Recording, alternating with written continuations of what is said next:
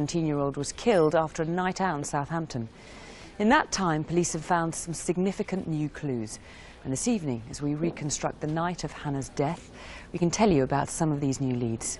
See if you can help find Hannah's killer.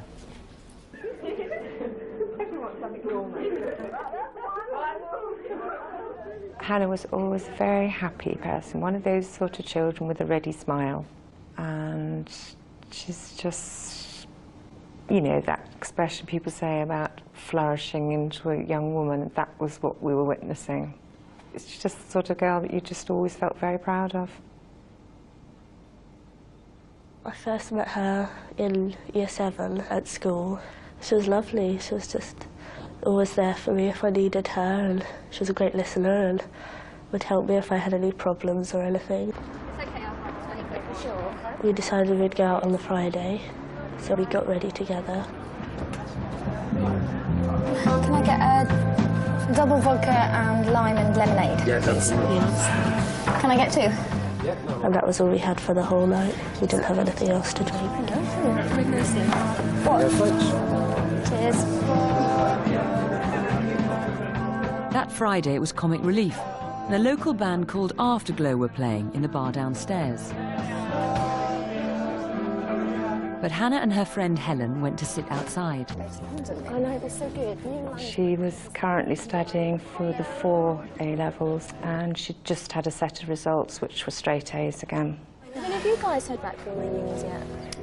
Yeah, I heard back from a nursing one in Leicester. Oh, I'm going to do nursing? Yeah. Oh, right. I'm going to medicine. She did a week's work experience in hospital last summer, and she just adored it, thrived on it, and that just confirmed for her that that was definitely what she wanted to do. All right, then I'll see you later. Bye. See you. Are we going to make a move? Yeah. We decided to go to the So Bar to see if there were any of our other friends down there. Go to Lennon's on.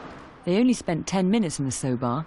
Hannah and her friend had then planned to go on to a club, but decided against it.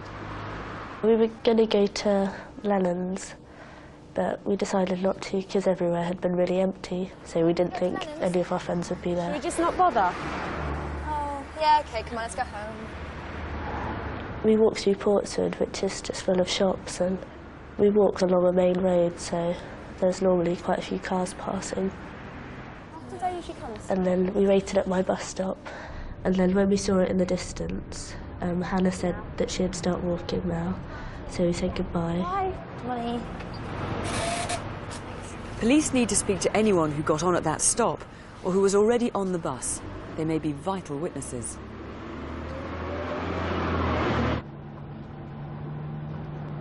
I could see her just approaching Shaftesbury Avenue, and she turned around and waved at me, and I waved back.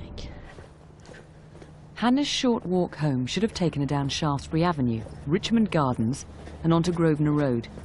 We don't know how far she got, but a witness heard screams and the sound of a car.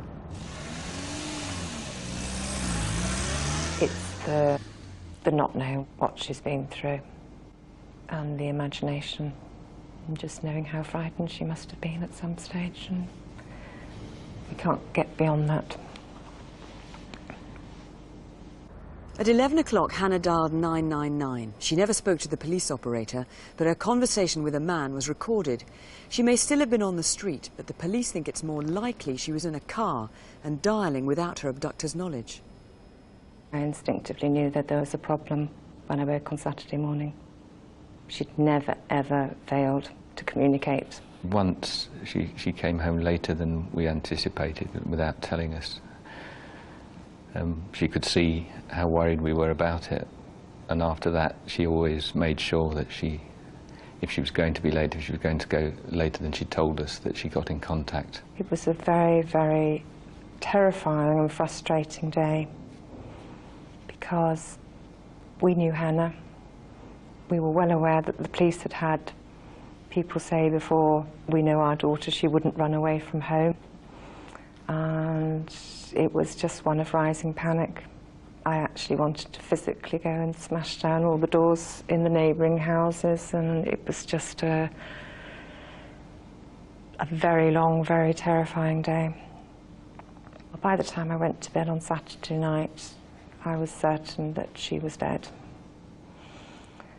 And Sunday was just a numb day, I think is the only way I could describe it. On Sunday afternoon, Hannah's body was found 4 miles from her home. She'd been strangled and dumped in bushes by the side of the road. On being told, I think I immediately said, I need to see her. But something reassuring must have been said to me to make me think this is definitely Hannah they found. And we've just been inundated with letters, flowers, cards. I think it's really the people around us, the friends and the community and the police help that we've had that have pulled us through and given us that strength we need. This is Detective Superintendent Alan Betts of Hampshire Police. Alan, this 999 call that Hannah made, that she tried to make, what can you tell us about it? It's very difficult to discern exactly what is said on the tape recording. It's clearly a male voice, and from what we can make out, it appears to be a stranger to Hannah. We're trying our best to enhance it. And you're appealing tonight for an Asian man, or Asian men possibly, come forward. Yes, there's 2 separate occasions when Hannah mentioned to her friends that there was an Asian man or an Asian men, you know, two different people, who'd called her by name near her home. We're just trying to identify who they are. It's quite possible or probable they have nothing to do with this offence. What can you tell us about a motive for Hannah's murder and how she died? Well, we now believe that the motive was sexual and that she was strangled and left in Allington Lane after she'd been killed somewhere else. We're appealing to anybody who might have any idea of where she may have been assaulted. It's possible she was taken to a lover's lane or a dark area, and members of the public might have seen somebody there and dismissed it as a lover's tiff or something like that. So it was after 11 o'clock on that Friday night, which was comic relief night, of course. That's Someone right. may have heard something strange, may have seen something. Now, the new lead, or one of the new leads you've got tonight, is this connection to Southsea in Portsmouth.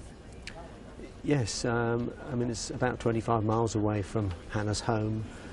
We found her bag at a glass recycling centre in Portsmouth, and we now believe that it was left in a bottle bank in Southsea somewhere after 6 o'clock on the Saturday morning. And someone was seen putting what we believe was Hannah's bag in a bottle bank there. Yes, we've got a vague description of a male seen putting a cloth material, which would appear to be Hannah's bag, in a bottle bank that morning, and we're obviously trying to find out who that might be. It may be there's a perfectly innocent reason for putting it in. Somebody found it and put it there, so we obviously appeal to anybody who did put a bag in a bottle bin to come forward. So the thing is, who do you know who had a reason to be in Southampton at around 11 o'clock on the Friday night, and then had a reason to be in Southsea in Portsmouth between 8:30 in the morning the following day, the Saturday morning? If that gives you any ideas, if you have any clues, call us here in the studio. The number is always on the bottom of the screen, 0500 600 600, or call the Instant Room on 01256 406 469. You can also email us. Just go to our website at www.bbc.co.uk/crime.